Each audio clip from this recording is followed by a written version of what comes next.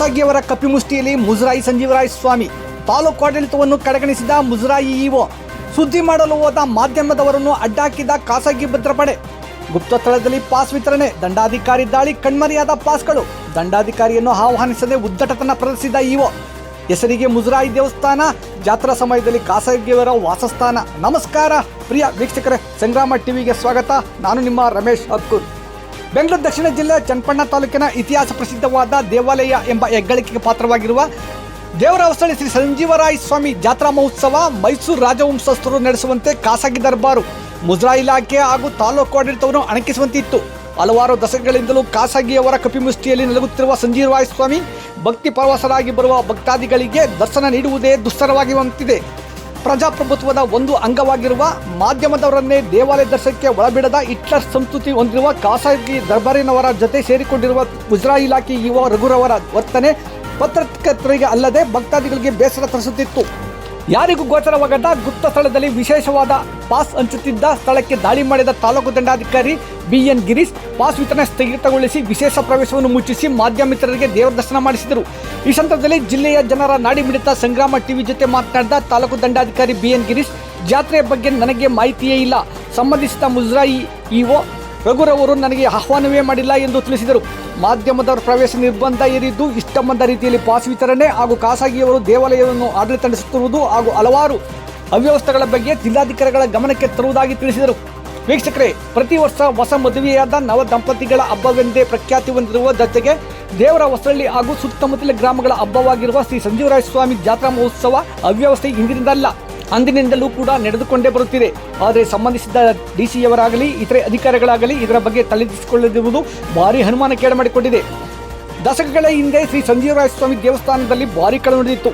ಅದರ ತನಿಖೆ ಏನಾಯಿತು ಎಂದು ಯಾರಿಗೂ ಗೊತ್ತಿಲ್ಲ. ಈ ಪ್ರಕರಣದ ಬಗ್ಗೆ ಸತ್ಯಾಂಶ ಹೊರಬರಬೇಕು. ಭಾನುವಾರ ದೇವಸ್ಥಾನ ನಡೆದ ಅವ್ಯವಸ್ಥೆಯ ಬಗ್ಗೆ ತನಿಖೆಯಾಗಬೇಕೆಂದು ಸಾರ್ವಜನಿಕರ ಪರವಾಗಿ ಸಂಗ್ರಾಮ ಟಿವಿ ಸಂಬಂಧಿಸಿದ ಅಧಿಕಾರಿಗಳನ್ನು ಒತ್ತಾಯ ಮಾಡುತ್ತದೆ. ಎಲ್ಲರಿಗೂ ನಮಸ್ಕಾರ. ಪ್ರತಿ ವರ್ಷದಂತೆ ಈ ವರ್ಷನೂ ಕೂಡ ಒಂದು ದೇವರ ಹೊಸಳ್ಳಿ ಇರ್ತಕ್ಕಂಥ ಸಂಜೀವರಾಯ ಸ್ವಾಮಿ ದೇವಸ್ಥಾನದಲ್ಲಿ ಒಂದು ಆಷಾಢ ಮಾಸದಲ್ಲಿ ಒಂದು ವಿಶೇಷವಾದ ಬ್ರಹ್ಮರಥೋತ್ಸವ ನಡೆಯುತ್ತೆ. ಲಕ್ಷ್ಮೀ ವೆಂಕಟೇಶ್ವರ ಬ್ರಹ್ಮರಥೋತ್ಸವ. ಇಲ್ಲಿ ವಿಶೇಷತೆ ಏನು ಅಂದರೆ ಸುಮಾರು 700 ವರ್ಷಗಳ ಹಿಂದಿನ ದೇವಸ್ಥಾನ ಅಂತ ಹೇಳ್ತಾರೆ. ಹಾಗೆಯೇ ವ್ಯಾಸ ಮಹರ್ಷಿಗಳು ಇದನ್ನ ಪ್ರತಿಷ್ಠಾಪನೆ ಮಾಡಿದ್ರು. ಇಲ್ಲಿ ಸಂಜೀವರಾಯ ಅನ್ನೋ ದೇವರ ವಿಗ್ರಹವನ್ನು ಇಟ್ಟು ಇಲ್ಲಿ ಪೂಜೆ ಮಾಡ್ತಾರೆ. ಏನು ವಿಶೇಷತೆ ಅಂದರೆ ಈ ವಿಗ್ರಹಕ್ಕೆ ಯಾವುದೇ ಅಭಿಷೇಕ ಇರೋದಿಲ್ಲ. ಯಾಕೆಂದ್ರೆ ಒಂದು ನುಡುಪಾದ ಕಲ್ಲಿನಿಂದ ಮಾಡಿದಂತಹ ಒಂದು ವಿಗ್ರಹ ಆದ್ರಿಂದ ಆ ಒಂದು ಅಭಿಷೇಕವನ್ನು ಮಾಡಿದ್ರೆ ಆ ಒಂದು ನುಡುಪು ಹಾಳಾಗುತ್ತೆ ಅನ್ನೋ ಉದ್ದೇಶದಿಂದ ಯಾವುದೇ ರೀತಿಯ ಒಂದು ಅಭಿಷೇಕವನ್ನು ಮಾಡದೇ ವಿಶೇಷವಾಗಿ ಅಲಂಕಾರದಿಂದ ಒಂದು ಜಾತ್ರೆಯನ್ನ ಮಾಡ್ತಾರೆ. ಮತ್ತೆ ಆಷಾಢ ಮಾಸದಲ್ಲೇ ಆಗಿರೋದ್ರಿಂದ ಎಲ್ಲ ಸುತ್ತಮುತ್ತ ಇರ್ತಕ್ಕಂಥ ಜನರು ಕೂಡ ಬರ್ತಾರೆ.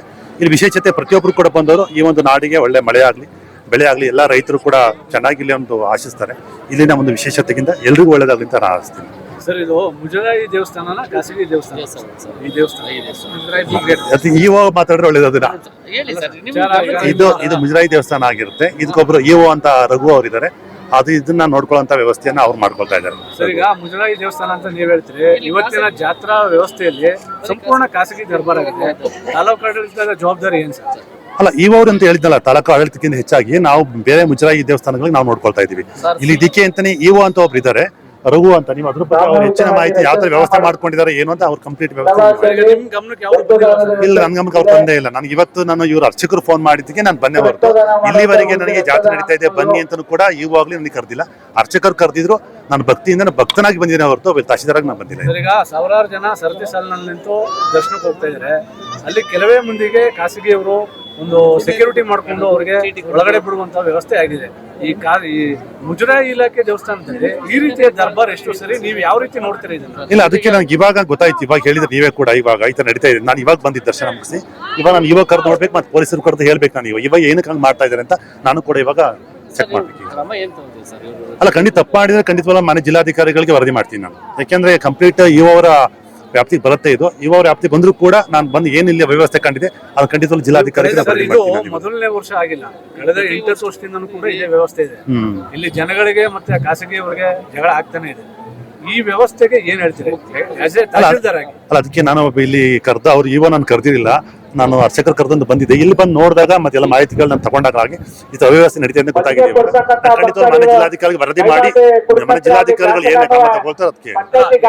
ತಹಶೀಲ್ದಾರ್ ಅವ್ರನ್ನೇ ಓವರ್ಟೇಕ್ ಮಾಡ್ತಿದ್ದೀರಾ, ನಿಮಗೆ ಗಮನಕ್ಕಿಲ್ಲ ಅಂದ್ರೆ ಇನ್ಯಾರು ಗಮನಕ್ಕೆ ತರ್ತಾರೆ? ತಾಲೂಕು ಆಡಳಿತ ಏನ್ ಮಾಡ್ತಾ ಇದೆ ಸರ್?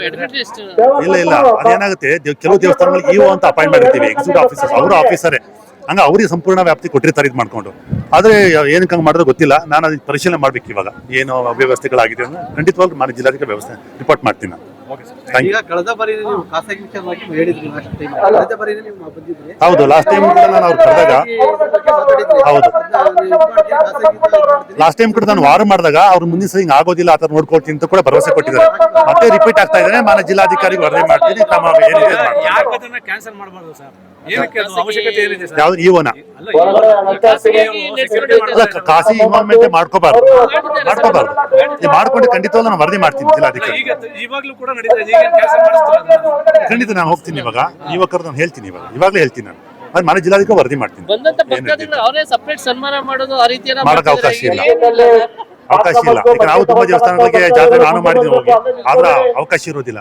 ಏನು ಮುಜರಾಯಿ ಇಲಾಖೆ ಅಂತಂದ್ರೆ ಸರ್ಕಾರಿ ಅಧಿಕಾರಿಗಳು ಇರ್ತಾರೆ, ಮುಖ್ಯ MLA ಸಾಹೇಬರು ಅಂತರ ಬಂದ್ರೆ ಮಾತ್ರ ಅವಕಾಶ ಇರುತ್ತೆ. ಎಲ್ಲರಿಗೂ ಆ ಥರ ಮಾಡಕ್ಕೆ ಅವಕಾಶ ಇರೋದಿಲ್ಲ. ನಾನು ಚೆಕ್ ಮಾಡ್ತೀನಿ. ಇಲ್ಲ, ಇವಾಗ ನಾನು ಚೆಕ್ ಮಾಡಿದ್ದೀನಿ, ನಾನು ಖಂಡಿತವಾಗಿ ಮಾಡ್ತೀನಿ. ಹೇಳಿ